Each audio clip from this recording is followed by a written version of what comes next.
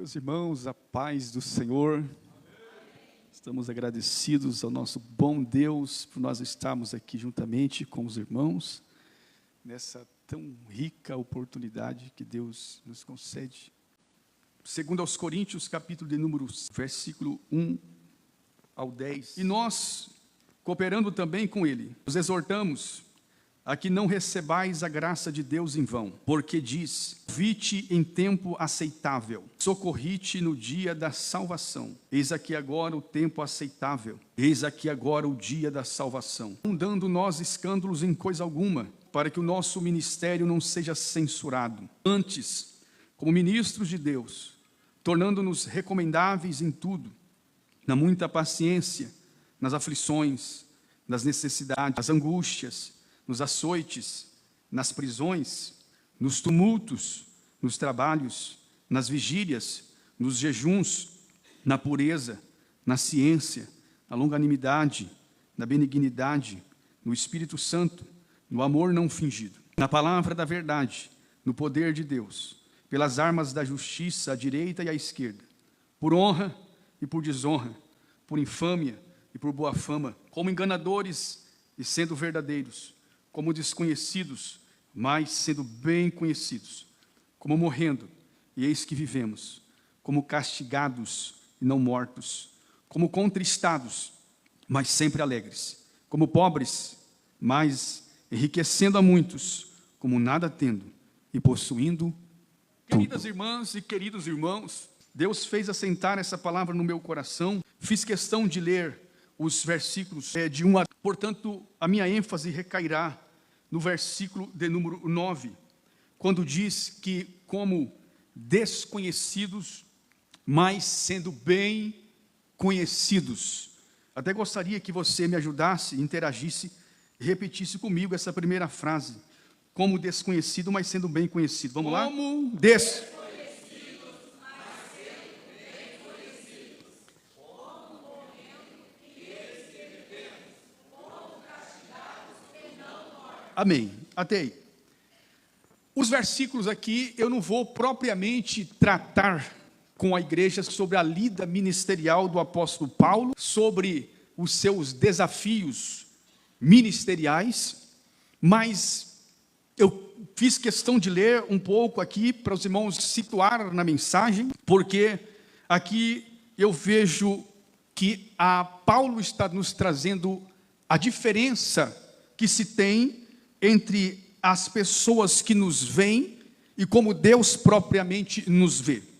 Paulo está dizendo que há um conceito fora da sociedade e, por que não dizer também, da própria igreja, a respeito de quem você é, mas Deus está deixando muito claro, através de Paulo, quem você de fato é. Veja que há um contraste quando ele fala sobre como que é enxergado, como que é interpretado e como que na verdade ele é.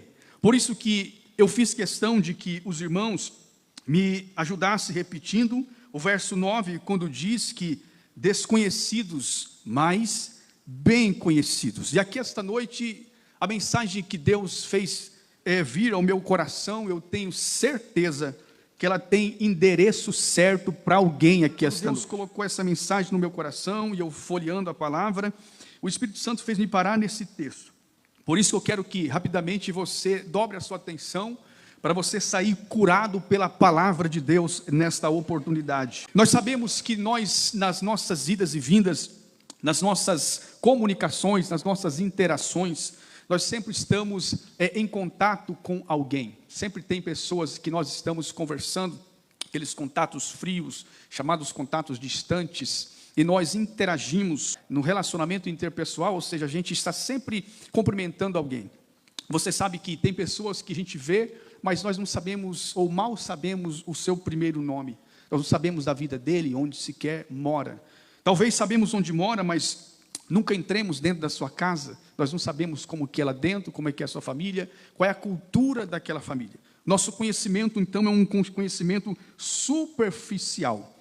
E nós sempre estamos assim, nós conhecemos superficialmente e as pessoas também assim nos conhecem, porque nós temos muitas ressalvas. O ser humano, na sua própria natureza, ele tem as suas próprias ressalvas. Muitas vezes até nós assim não consentimos que as pessoas se aproximem tanto, para que talvez tenha que descobrir algo que vai decepcioná-la. Então o conhecimento, ele se torna superficial por conta, às vezes, de nós mesmos. Nós somos cercados, meus irmãos, de tantas coisas, as nossas posições, as nossas funções, os nossos títulos, as nossas ocupações, a nossa própria economia, o nosso poder aquisitivo, a nossa diferença de classe social. Tudo isso, às vezes, ele cria uma certa distância das pessoas. E nós não conhecemos ninguém. Ninguém conhece a gente também. Por que não dizer também que dentro da nossa própria família, ou, afinalando um pouco mais, dentro do nosso próprio casamento, temos que ser franco e dizer que as nossas próprias companheiras ou companheiros não conhecem-nos plenamente. E aprofundando ainda um pouco mais, devo dizer que nós mesmos não se conhecemos totalmente. Nós somos meio que, vamos usar uma expressão mais popular, esquisito. Às vezes a gente é meio atrapalhado das ideias. Às vezes a gente acha que está no controle da situação, como quando somos frustrados em ver que nós não temos domínio de nada.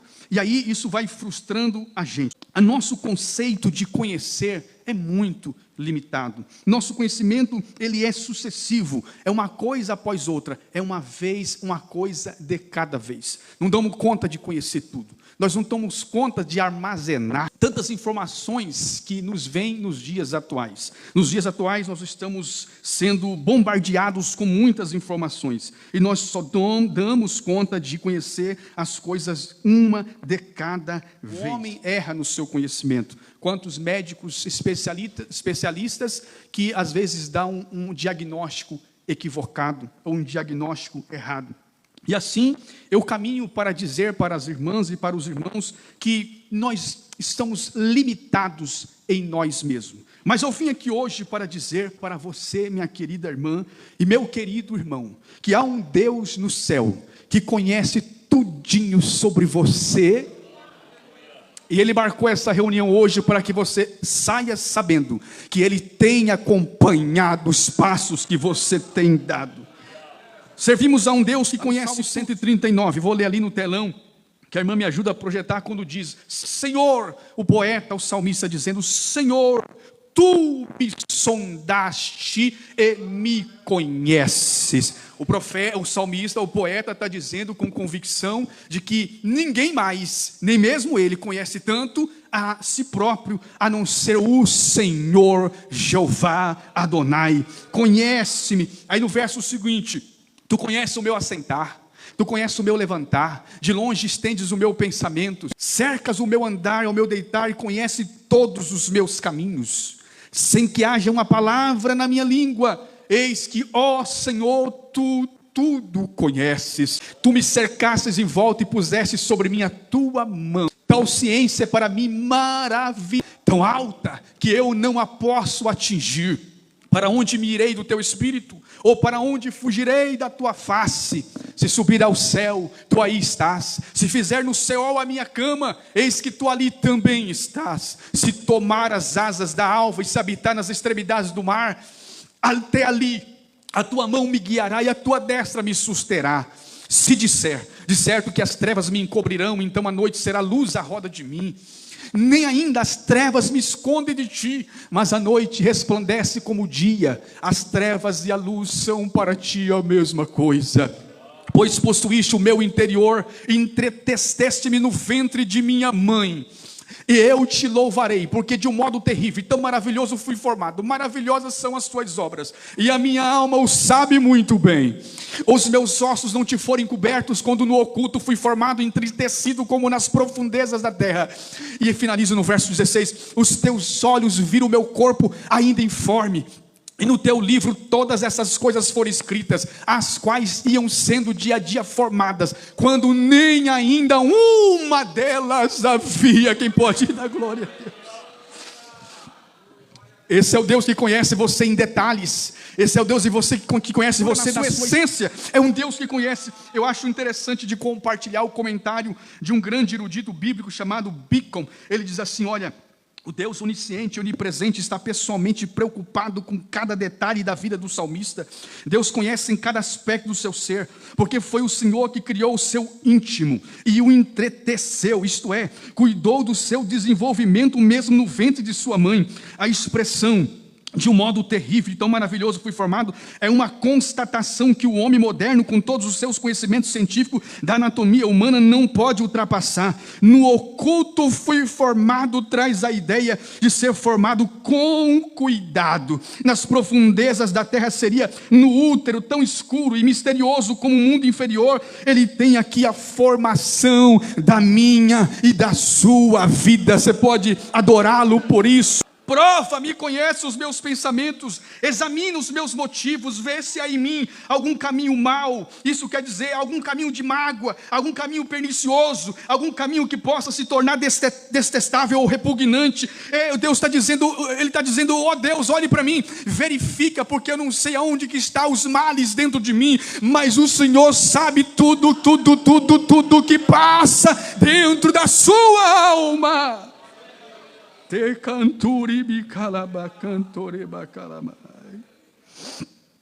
Ele disse, sonda-me. Ele disse, prova-me. Ele disse, guia-me. Porque o Senhor conhece o meu coração. Prova-me, ó Salvador. Conhece os meus pensamentos. Eu oro e peço, vê se o Senhor encontra o que haja de errado e purifica-me. E liberta-me dos pecados que me são ocultos. Minhas irmãs e meus irmãos, Deus me trouxe essa noite para falar para alguém que tem sido subjugado por maus pensamentos. E aqui não se trata de uma teologia de confissão positiva, se trata de uma realidade. Muitas coisas que ela nos invade a ponto, ou seja, na intenção de nos enclausurar, de nos acorrentar. Eu vejo algumas coisas que o próprio salmista, nas suas orações, ele vai colocando assim intensamente, nós vamos sentindo a essência daquele homem, do chamado Davi. Por exemplo, em Salmo 56, versículo 3, ele diz assim, olha Senhor, quando eu estou com medo, eu confio em Ti, ó Deus Todo-Poderoso. O salmista estava dizendo, eu também sinto medo, mas o que eu faço quando eu sinto medo? Eu confio naquele que me sustenta. No Salmo 34, versículo 4, ele diz assim, eu pedi a ajuda do Senhor e Ele me respondeu e me livrou de todos os meus temores. Aleluia. O temor, o medo é como uma sombra negra que nos envolve e dentro de nós mesmos, e cada um de nós se tornamos prisioneiros de um temor, e o temor ele vai se rechaçando, vai se aumentando, vai nos trazendo insegurança, enfermidades, inclusive até a própria morte. Mas se pode vencer o temor por meio da luz libertadora do Senhor que nos dá a salvação. É a minha luz, a luz da minha salvação, ou seja, a luz que vai dissipar as trevas que estão te cercando. É o Senhor teu Deus que você tem servido.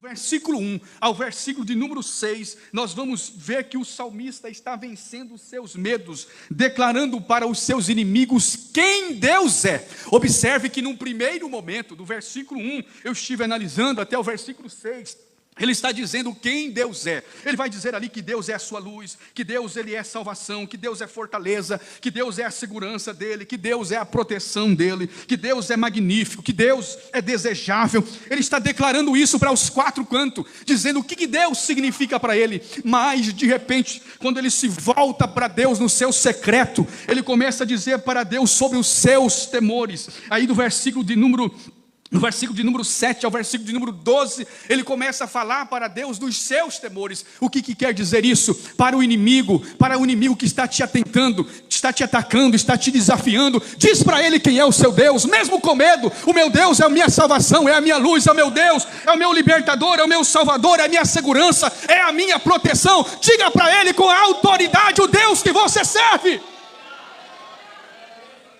Chegou o momento de Deus colocar um ponto final, de você acreditar em tudo que o diabo diz para você, dizendo que você não vai vencer, que você não tem comunhão, que você não vai ser usado, que você não tem o Espírito Santo. Diga para ele que você serve um Deus que tudo pode.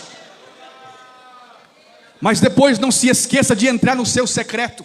Depois não se esqueça de rasgar o seu coração lá no seu particular. Depois não se esqueça de reservar um momento a sós com Deus. Porque é somente nas horas secretas que o homem é o que ele é. Ali não entra título, ali não entra cargo, ali não entra função, ali não entra nada social. Ali entra você, sua alma e Deus, Criador dos céus e da terra.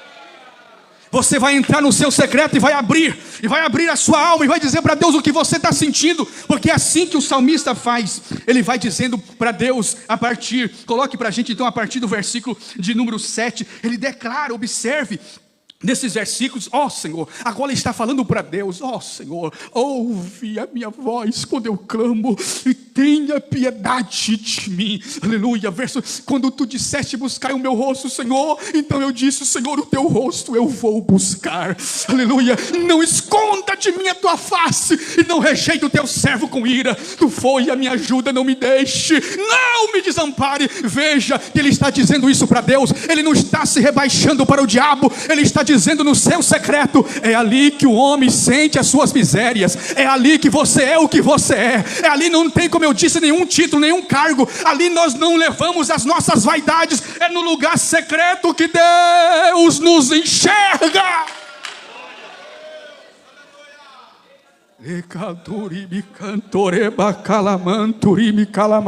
Eu sinto a presença de Deus nessa palavra. Deus está curando alguém aqui esta noite. Se eu fosse você, eu começava a agradecê-lo. Filipenses capítulo 4, versículo 6, uma mensagem muito conhecida da igreja. E eu acho interessante que Deus nos conhece, mas Deus quer que nós tornamos conhecidas as coisas perante Ele por um método, por um recurso. Deus conhece tudo sobre você. Deus sabe tudo sobre mim e sobre você. Mas Deus quer tornar, ou que nós tornemos conhecido. Capítulo 4 de Filipenses, verso acho que número 6. Verso 6, diz assim, verso 6. Não estejam inquietos por nada. Antes, as vossas petições sejam conhecidas. Conhecidas. Se você não orar, se você não entrar nesse secreto, vai ficar desconhecido. Mas Deus está dizendo, o que te aflige? Não fique mais inquieto. Coloque isso diante da oração. Deixa eu conhecer pelo método que eu estabeleci. Oração. Torne conhecido através da oração. Oh, glórias ao nome de Jesus. Levante a sua mão que eu sinto um peso da glória de Deus. Levante a sua mão e recebe no nome de Jesus o renovo de Deus, a glória de Deus, a unção do alto esta noite. É necessário que nós façamos um autoexame. É necessário nós entrarmos e darmos um mergulho dentro de nós mesmos para observar algumas coisas. O conceito de autoexame é algo que está sobre a Bíblia toda. Está mencionado em todas as Escrituras. Segundo aos Coríntios capítulo 13, versículo 5, o apóstolo Paulo exorta dizendo o seguinte: examine-se. Olha o que Paulo diz: examine-se a vós mesmos, se permaneceis na fé. Chega um ponto da nossa vida cristã que nós temos que olhar e ver se nós estamos de fato crentes ou não. Se nós estamos sendo servos ou não. Se nós estamos servindo a Deus de fachada. Se nós estamos apenas de aparência. Se nós estamos querendo ostentar uma espiritualidade para alguém. Apóstolo Paulo diz assim: examine a vocês mesmos e veja se vocês estão na fé. Provem a vocês mesmos se vocês estão na fé. Observando isso, nós podemos entender que o apóstolo Paulo está dizendo que existe uma importância de nós avaliarmos regularmente a nossa fé, avaliarmos o nosso relacionamento com Cristo para garantir autenticidade e crescimento. Existe hora que você tem que dar uma filtrada na sua vida. Existe um momento na nossa vida e nós temos que observar se há a unção de Deus em nós ou se ela já foi embora. Nós temos que ser atentos para ver se há o Espírito de Deus dentro de mim ou se ele já se afastou de mim. E a gente sabe quando a unção e quando o Espírito Santo vai embora. A gente sabe quando a gente está sem unção, sem graça, sem óleo, sem nada. A gente percebe quando a gente está fraco, longe de Deus. Mas se esta noite, porventura, você está respondendo dizendo: pastor, eu estou sentindo um vazio, uma frieza. Faz tempo que eu não falo mais em língua. Faz tempo que eu não choro na presença de Deus. Faz tempo que eu não dobro mais o joelho. Faz tempo que eu não abro uma Bíblia para lê-la. Esta noite Deus te confronta e está dizendo: é hora de você se levantar, examinar-se, porque ainda há esperança. E eu encerro com os irmãos, porque lá em Lamentações, capítulo de número 3, verso 40, se for possível colocar, o profeta Jeremias chama o povo também para uma autorreflexão, quando ele diz assim: esquadriemos os nossos caminhos, experimentemos-los e voltemos para o Senhor Deus. Oh glória, aleluia. Chegou a hora da igreja voltar para o Senhor Deus. Chegou a hora de você, minha irmã, voltar a clamar o teu Deus que você conhece. Ele te conhece, mas ele faz tempo que não ouve você falar dos problemas dele em oração. Faz tempo que ele não tem ouvido as suas vozes nas madrugadas. Faz tempo que ele não tem ouvido o seu clamor diante dele. Tem reclamado para A, tem reclamado para B, tem reclamado para C, mas não tem tornado conhecido isso através da oração. Mas esta noite Deus está dizendo: eu estou com saudade de conversar contigo de novo. Se você pode, se coloque em pé para nós orarmos, para nós encerrarmos. Oh glórias, oh glória. Quem está sentindo a presença do Espírito Santo aqui? Quem está sentindo a glória de Deus aqui, que levante a mão, levante a sua mão. Levante a sua mão e dá o melhor glória que você pode aí. Dá o melhor glória que você pode aí. Aleluia. Rompa, rompa, rompa, rompa, rompa, rompa, rompa, rompa. Vai, vai, adora a Deus que te conhece. Rebais tu. Repacanturibi calambo quebrou flor que dere alai. Oh glória a Deus, Deus está curando alguém aqui, Deus está levantando alguém, Deus está restituindo a vida espiritual de alguém, Deus está dando vida ao que, se eu fosse você, eu dava lugar para Ele, porque Ele está nessa palavra, Ele está nessa palavra. Já tem gente entendendo lá atrás, já tem gente recebendo ali. Oh glória! Orai, Turibio.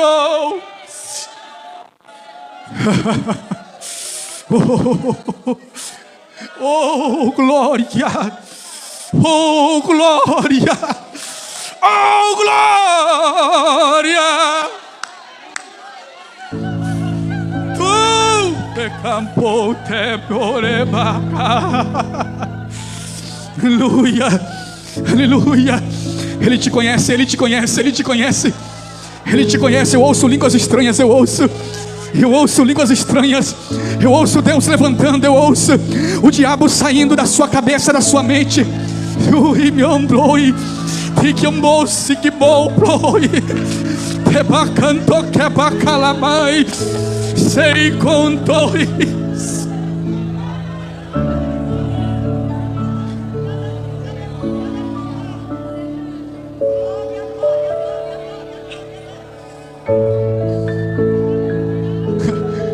Eu sinto Deus entrando no coração de alguém aqui essa noite, mudando tudo. Cuida dos detalhes. Ele cuida dos detalhes. Ele cuida dos detalhes. Está dizendo: eu estou aqui para passar óleo. Eu estou aqui para curar as feridas. Tem gente que está dando lugar. Tem gente que está recebendo. Tem gente que está sentindo Deus trazendo de volta. É agora ou nunca. É agora ou nunca. É agora ou nunca. É agora ou nunca.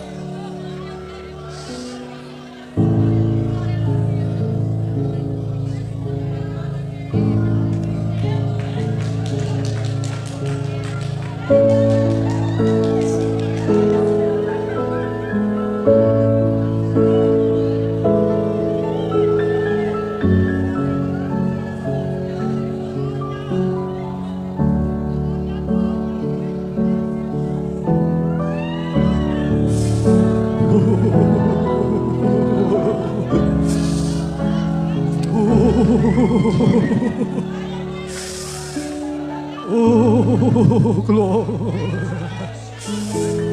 Tu rebro brecan. Oh, aleluia. Pai querido, eu te louvo por essa oportunidade. Pai querido, eu te louvo por essa restituição. Pai querido, eu te louvo, Deus, por esse despertamento. Pai querido, eu te louvo por essa transformação, por essa libertação. Deus já tem falado tanto, tanto, tanto. Abra os olhos e os ouvidos espirituais dessa tua serva. Lá em Turimino, flor que mai. Aleluia. Restitui, Senhor, refaça novamente. Glorifica o seu nome através da sua filha. Glorifica o teu nome através do teu filho. Senhor, sara o teu povo, sara a tua igreja, prospera cada vez mais os teus filhos neste lugar. Abençoe os teus filhos que conduzem o trabalho. Abençoe a presidência do teu servo pastor Vicente Mariano, pastor Hélio de Jesus Santana, todos os obreiros. Abençoe a vida da irmã Claudirene com as suas companheiras. Abençoe as componentes desse grande coral Filhas de Jerusalém. Oh Deus da palavra, abençoe o teu povo, abençoe a tua igreja. No teu nome que eu oro, agradeço no nome de Jesus.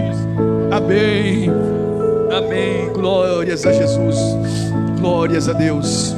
Deus em Cristo vos abençoe, irmãos, em nome de Jesus.